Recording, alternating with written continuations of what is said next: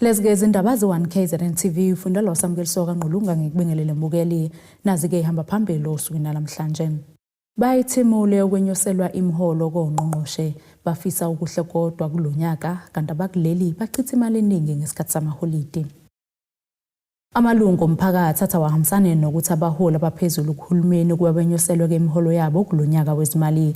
Lokhu kulandela ukuthi ke inhlangano enquma imiholo yabaholi abanesikhundla esiphezulu kuhulumeni iICRPOB iphakamise ukuthi ke abaholi benyoselwe imiholo ngo-4.1% kulonyaka mali ka-2026. Lesi siphakamiso siqukethwe kwigazethi eshiculelwe ngeledlule. Igazethi iphakamisa ukuthi umholo kaMengameli Cyril Ramaphosa unyuke ngo-137,000 nokusho ukuthi uzohola u-3.4 million ngonyaka. Iphini kaMengameli Paul Mashatile ukuphakamisa ukuthi linyuselwe ngo-130,000 nokusho ukuthi uzohola 3.1 million ngonyaka. ONgqongqoshe bona kuphakamisa ukuba bakhushulelwe ngo-110,000 nokusho ukuthi bazohola 2.8 million ngonyaka. Cabinet kaRamaphosa inongqongqoshe about 32 amaphini ongqongqoshe wona azohola imali engaphezulu kwa-2.3 million ngonyaka. Kunamaphini ongqongqoshe angaphezulu kwa-40 kuleli kwabanye abazonyuselwa imiholo kubalwa noNdunankulu kanye namajaji. ICOSATU ithe ihambisana nonyuselwa kwabaholi bezepolitiki imiholo. Njengoba ke sewuqalile unyaka omusha ka-2026 usongumlando ke oka-2025 kuningi abantu abakubhekile okuhle kulonyaka okunye kwakho okungashintsha ke impilo yabo nomphelo engasafane nasekuqaleni. Iziko lezindaba lixoxisane ke nomalunga omphakathi ehlukene ukuzwa ke isifiso zabo kuza kulonyaka omusha babe sebebeka kanje. U2025 akubanga unyaka omuhle kithi nje. Kimi nje ngisiqu sami nasemsebenzini bekukuba izinto ziyale kutelekwa kuyali nasinempilo ngapha umuntu ubelahlekelwa zihlobo nabantu abathandayo nabantu asolindelane nabo kodwa nje ngokukhulu ukuthemba ukuthi ngonyaka uzayo zonke izinto zohamba kahle umuntu akufisa kakhulu nje ukuthi ke ngonyaka uzayo izinto zihambe ngendlela umuntu acabanga ngayo ngoba kahle into umuntu ayidinga kakhulu imali nokucela ke uNkulunkulu nje khona unyazi lwezulu ukuthi lusiphe nje amandla nokuphila ngoba izinto zenzeka kahle umuntu omukuthiwa unamandla nokuthi uyaphila futhi. Unyaka bethu siphathe kahle nje asibonanga lutho lobi sazama soqhubeka sizame nangophinde unyaka uzayo uzophinda sizame nje. Angeke siphela amandla ukuthi mhlawumbe namhlanje kwasihlulekile kuthiwa ngisazama so lokhu sizamile nje impilo selwe nayo siya kubugebengu nani ngoba sisaba abafana abancane ke abakhulayo siyacela nabanye nje bezama ukukhuthala ngidriver ama-meter taxi la ngase-Chester mina umuntu nofuna imoto nje mayefuna imoto afuna usiyaya nje hayi akubi nje u2025 ungiphathe kahle kakhulu. Yizeke ngu2026 lozoqala ziningi izinto esifisayo uningi esifisa ukuba kukho amaphupho nane so mbukela okhona nje bambelele emaphusheni akho ungafezela amaphupho abantu hlala ethempeni. Unyaka 25 awusiphathanga kahle thina esisebenzayo njengalapha nje ngoba sihoyebalana imali abantu abanayo ngakho besifisa ukuthi ngonyaka ozayo mhlawumbe sikwazi ukuthi mhlawumbe uNkulunkulu esipha amandla sisebenze sikwazi ukuthi sikhulise ingane ngoba silana nje kodwa manje umnotho wethu awukho right. Singakujabulela ukuthi singene kunyaka ozayo ungene kahle nathi nakulaba abangasebenzi besebenze ngoba inhlelo zokuthi ngoba imali ingekho nje ingoba abantu abaningi abasebenzi kanti kube bayasebenza kwanathi ngabe siyajabula manje umsebenzi ayikho kubantu. Mina lo nyaka lona angiphathanga neze ngempela kahle. Angiphathanga kahle. Vele nje ngoba uphela ngiyajabula mhlambe ngonyaka ozayo soqala unyaka okahle. Asisebenzi nje kulonyaka bunganamali lonyaka since uqalile nakho uyaphela namhlanje. Asisebenzi ngalutho kanti ngoba sisebenza nje sivuka ekseni sifuna ukuqhamuka emakhaya siphethe oplastic beyingane. Kodwa lo nyaka lo awukufuni konke lokho uyasigcindezela nje. Ucwaningo luveza ukuthi abantu bakuleli basebenzise imali engaphezulu kwa-414 billion amarandi ukulungiselela nje amaholidi kancibijane nokuphela konyaka u-2025. Lokhu-ke kuvezwe umeluleki wezezimali impi Rand Managers uSiboniso Mtshali ekhuluma neziko lezindaba uveze ukuthi lokhu kusho ukuthi-ke abantu bayakwazi ukonga imali kepha-ke kumele basifundise indlela zokuyisebenzisa ngokuyikho. Njengoba kuqala unyaka omusha, iningi lizibekela elizokwenza nonyaka Kukhuthazwa-ke abakuleli ukuba bafunde izindlela eziyizo zokuphatha nokusebenzisa imali ngendlela efanele njengoba-ke ucwaningo luveza imiphumela engemihle ngokuphathwa kwemali kuleli. Izinkomba zikhombisa ukuthi sispende imali engaphezulu kuka-414 billion entweni zonke zikancibijane nokudla. Ama-report akhombisile ukuthi utshwala ngosuku kule festive obebuphuzwa noma buthengwa ovuka 414 million. So uyabona ukuthi imali ikhona eNingizimu Afrika kodwa indlela yokuyiphatha engeyinhle nokwenza ukuthi njalo masiphuma kulama holiday kaDisemba kuba ngathi unyaka suqala phansi abanye futhi bewuqale nangokwezikweletu okuyenye into ke ekuzomela sifunde ukuyigwema kodwa sibe nohlelo oluthinta izimali. Kuvela ukuthi ngonyaka izitokfela kuleli zihlanganisa imali ebalelwa ngaphezulu kwa-50 billion amarandi. Lokhu kuchazwa njengento enhle kakhulu, kepha kukhuthazwa-ke ukuba abantu babheke ekusebenziseni le nzuzo ukwenza amabhizinisi kunokugxila ekuthengeni ukudla okuningi nokunye.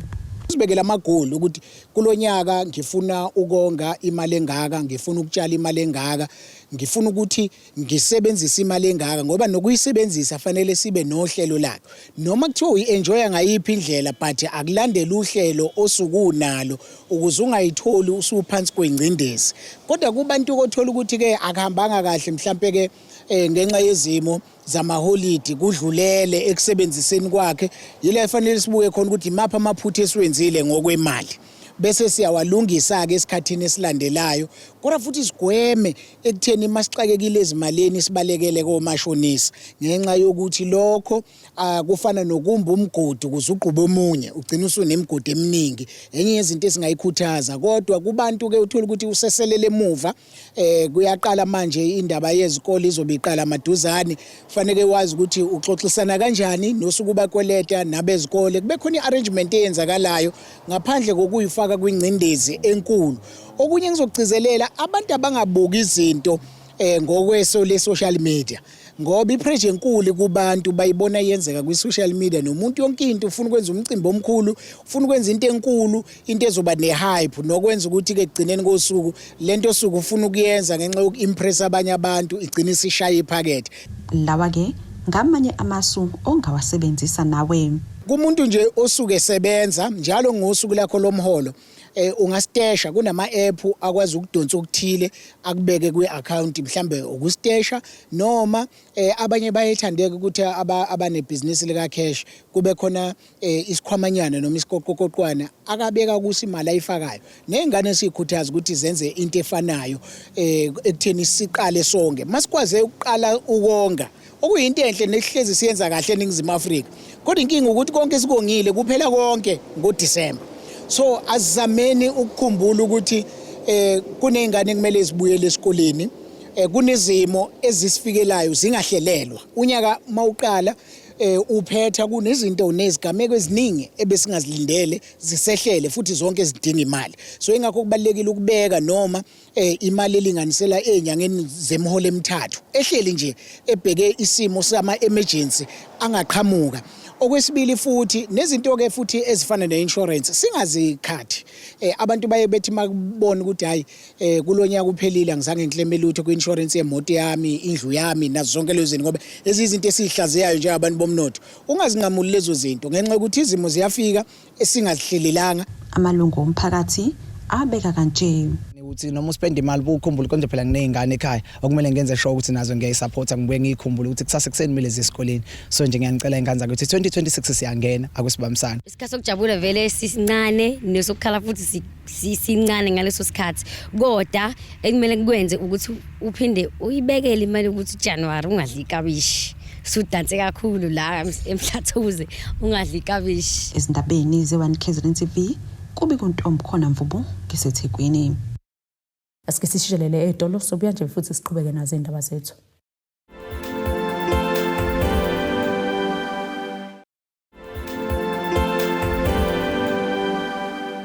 Asikwamukele ke mbokelo sabukele zona indaba ze1 KZN TV nazi kwekuyizona ehamba phambili osona namhlanje. Bayithimule ukwenyoselwa imiholo kongqongqoshe bafisa ukuhle kodwa kulonyaka kanti abakuleli bachitha imali eningi ngesikhathi samaholide. Ilunga le-IFP eShamthetho saKwaZulu-Natal umfundisi uThulasizwe Buthelezi udluliseleke izipho kubantu abadala njengoba kuyisikhathi samaholide okuphela konyaka. uButhelezi unxuse ukuba abantu besifazane kanjalo nabadala nezingane bavikele ngaso sonke isikhathi. Ukusho lokhu-ke ngenkathi ehambele eMondlo ngaphansi kwamasipala waseBaqulusini.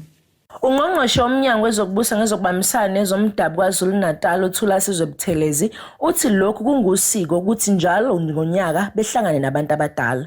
Silapha namhlanje endaweni yaseMvunyane ngaphansi kamasipala aBaqulusi lapho esiqala khona unyaka omusha ikakhulukazi nabantu abadala ogogo nomkhulu osekuwusiko esaliqala ukuthi njalo ngonyaka siyobe sindawonye ukuze sinabo sibafisele unyaka omusha bekwazi nabo ukuthi bacoshe uKhisimusi njengabo bonke abantu. Kube intokozo ke kimi ukuba lapha ekhaya ngoba abantu baphume ngobuningi bezofakazela khona ukuthi umphakathi awubambane, umphakathi ubekezelelane, umphakathi ube nobuntu. Uyibheke ingane yakwamakhelwane engenalutho uma wena unotho uhlephulele. Sibonga kakhulu ke nabakwaSpa eMondlo abanikele ngoKhisimusi ogogo bazokwazi nabo ukufika emakhaya bagoqo. Uphinde waveza ukuba abantu bayayibona intuthuko. Sifisele ke bonke ababukeli be1KZN unyaka omusha ophephile onezibusiso. Sibonge kakhulu undunankulu wethu wesifundazwe umhlonishwa uThamsanqa Ntuli ngokubambisana kwakhe nesigungu sakhe neParliament lonke nohulumeni wonke waKwaZulu-Natal. Abantu bathi bayawubona umehluko lokho engenile umphemba kulokozela ithemba elisha. Abantu bayayibona intuthuko. Sikhuleke kakhulu ukuthi amakhosi asendlunkulu aqhubeke ukubambisana nesilo samabandla onke indlulamithi yamakhosi ukuze indawo yakithi ithuthuke lapha kwaZulu-Natal. Kanti omunye bethamela lomcimbi uveza ukuba lokhu kukhuthaza ubunye. Ukhuthaza ubunye, ukhuthaza intsha njengoba simzwile encoma ukuthi uma kukhona ingane ephase kahle angayilekelela ukuya phambili. Siyazi ukuthi lokho akamane kusho nje useke wakwenza sakubona. Nanokuthi kukhulu kakhulu nje ukukhuthaza ubunye phakathi kwesizwe. Lento useyenzile akaqali namhlanje. Futhi ke nabantu sebeqala ukuyijwayela sebeyayithokozela kakhulu. Siyabona futhi ukuthi namhlanje ize ngalikhulile kakhulu kunalena eminye iminyaka. Siyafisa kakhulu ukuthi engathi kungadeze kwenza kanjalo futhi ngokuya kukhula kube ngcono. Ikakhulukazi ukwenza ukuthi kube nokuthula nokubambisana phakathi kwesizwe. Baqhubeka ngokuthi bakuthokozele kakhulu lokhu futhi kusezingeni elikhulu. Okunye futhi esikubone kakhulu okuhlukile namhlanje indlela esimbone ephakela ngayo abantu endaweni. Abantu bathokozile kakhulu ngakho konke abakutholile. Abakuthole bahamba nakho baye emakhaya. Uphakele izingane ezincane ezifunda ePrimary School. Izinto abantu abaningi bebengalindele ukuthi angayikhipha ayinikeze izingane kulezi yayikhwama zabo abayibiza ngokuthi ama-dignity packs. Waphinde futhi wapha ogogo okumaywayo abakuthwele abaye nakho emakhaya. Wabapha ingubo, wabapha induku lezi zokuhamba okuyinto ke ethathe izinga kulokhu yalibeka phezulu kakhulu. Kanti abakade benandisa bathi lokho kwenziwa uShenge kuyinto ekhuthaza kakhulu ukuba nawo bekwenze ngasemakubo. Ngizilekela ukuzojabulisa abantu bala eMondlo. Ngifike ngathola isimanga ukuthi abantu bonke balaba sinisokohlanya. Bonke mabesina nje basinisokohlanya ngishiza kwazi zakhona, ngisho intombi zakhona, izinsizwa zakhona, wonke umuntu sinisokohlanya. Kube mnandi ke kube kuhle kwadela kanje abekhona otshatha umfuka ngobe. Sithi ke lokho akwenzile uShenge la aqhubeka kwenze ngoba ngibonile ukuthi abantu balapha basebeze kwakhona ngisho amakhanda abo ukuthi ngalelo langa lomhla ka1 la sikhona basuke bezokwamukela izipho. Kuyasikhuthaza kakhulu nathi ukuthi sikwenze nathi lapha esisuka khona wonke umuntu akhumbule ekhaya ungathi mawuse edrobheni ungabusabheka ukuthi emakhaya abantu bayadinga ukuthi bekuthola okusasojana. Lento siyibona yenziwa uShenge uMEC wakaCocta yokuthi emphakathini wakubo abize bonke abantu abadala abameme kahle hle yakubona abantu abadala bodwa ngisho nentsha ibikhona lapha ya bekwazi ukuthi bazothola uKhisimusi. Hey into enhle ngendlela eyisimanga leyana angaze ngibone igrosa engakaya empilweni yami lo ngazala ngizokuthiwa ijumbana zamavors angapheka 2000 ama rice angapheka 2000 abantu bakule ndawo esigodini babusekile siyababongela ngokuthi kube khona amadoda afana noShe ngathi noma eselapha phezulu kuhulumeni kodwa angakhohlwa ekhaya phansi emazingeni aphansi kubantu and indlela umphakathi obujabule ngayo namhlanje hey hayi kube isimanga. Kubi kuthobeka dladla ezindabeni ze1KZN TV ngisemondlo. Izindaba zokudutshula kushiso uMthokozisi Mvelase wayengumshayeli we-e-hailing ukwashiya abantu abaningi ke bakuleli bethukile. UMvelase wadutshula wasengqongqosa ngomlilo emotweni ngaphandle kwenxanxathela yezitolo iMaponya Mall eGoli. Lesi sigameko saxekwa kakhulu ngabemboni yezokuthutha nezinhlaka zomphakathi ezahlukene. Wayenezinsuku ezimbili nje vo eqalile umsebenzi wokushayela ngaphansi kohlelo lwe-e-hailing kanti uzovelelwa umshophi wokuthi adutshulwe ebese ngqongqosa ngomlilo esemotweni nokuyisigameko esenzeka ngaphandle kwenxanxathela yezitolo iMaponya Mall eGoli ngenyanga kaNcwaba unyaka 2025. Lezi indaba zathusa abantu abaningi ukuthi ke kusenabantu abenza ihluke esinje komunye umuntu. Lesi sigameko ke saxekwa kakhulu izihlaka ezahlukene njengoba kwavela nezitsolo zokuthi ke lesi sigameko senziwe ngabanye babashayeli. Ngemuva kwezisukwana nje kwenzeke lesi sigameko uhlaka labesifazana ngaphansi kwenhlangano eSantaco KwaZulu-Natal bahambela ke umndeni kaMthokozisi endaweni yasenhlongwane oLundi ukuyobhonga emswaneni kulandela ukubulawa kwakhe beholwa ke ulowo ngohlalo wabo kuzwelonke uDudu Maphumulo nowakuveza ukuthi bengiSantaco bayaziqhelelanisa nalesi senzo futhi ke bazokwenza konke okusemandleni abo ukusiza umndeni ukuze ukwazi ukufihla ithambo lawo. Besifikile ke namhlanje sizokhalisa umndeni ukuthi ena akwehla lungehlanga kakhulukazi ngoba umfana ufele emsebenzini we-transport nathi sachaphazeleka noma singeke sisho ukuthi ena ubani owenzile nathi sifuna ukuthi lona wenzile akatholakala ukuthi ubani kodwa futhi ngeke sibalekele iresponsibility njengabantu abasemateksini nabantu abakwi-public transport ukuthi siqhelelanise nakho since Santaco is an apex body for public transport as well. Okhulumela umndeni uthi ke lezi indaba zokubulawa kwaMthokozisi obengumshana wabo kubashiyeke bethukile futhi ke besabela nempilo yabo njengoba bengasazi isizathu sokubulawa kwakhe. Ngokwakhe nje yena personally ube umuntu olungile akukho ebesike sakuzwa ukuthi mhlambe khona abantu akanamacala nabo osephenduka wayinyamazane yabo asikazi sikuzwe kube yinto nje eqhamuke nje isiyiphupho ukuthi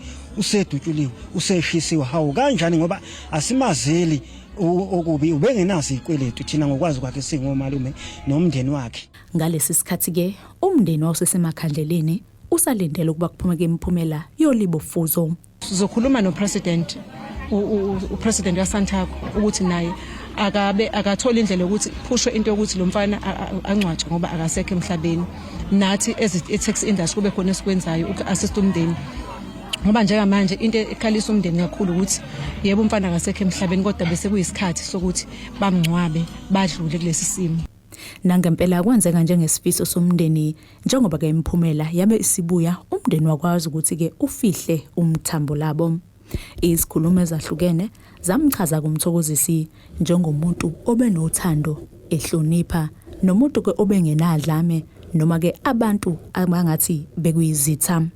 Ukuhamba kwakhe kube into ebhlungu kakhulu ngoba ngendlela kade yiyo bengafanele ngabe uhambe ngalendlela kahambe ngayo kodwa ke ngokumethemba uNkulunkulu uyena owazi konke behlelile thina besingena kumphikisa ngesinqumo sakhe. Siyamazi uthanda kade sithanda ngalo umfowethu ubekufonela noma inini noma ikuphi akuvideo call athi dade uyaphila sithi nje bye mfowethu asifuni nokucabanga ukuthi khona lapha phakathi thina sikhumbula wethu ubhuti sazi lo wethu ubhuti futhi ukuthi kwenzakeni ukuthi bekwenze njani kodwa sibhekela phezulu amehlo ethu sithi Jehova uyasazi. Umndeni ke wabusa ukuveza umngenami ngophenyo lwamaphoyisa. BengiseGoli ngidandele ingane ngisemaPonyo lapho yalimelela khona mangimila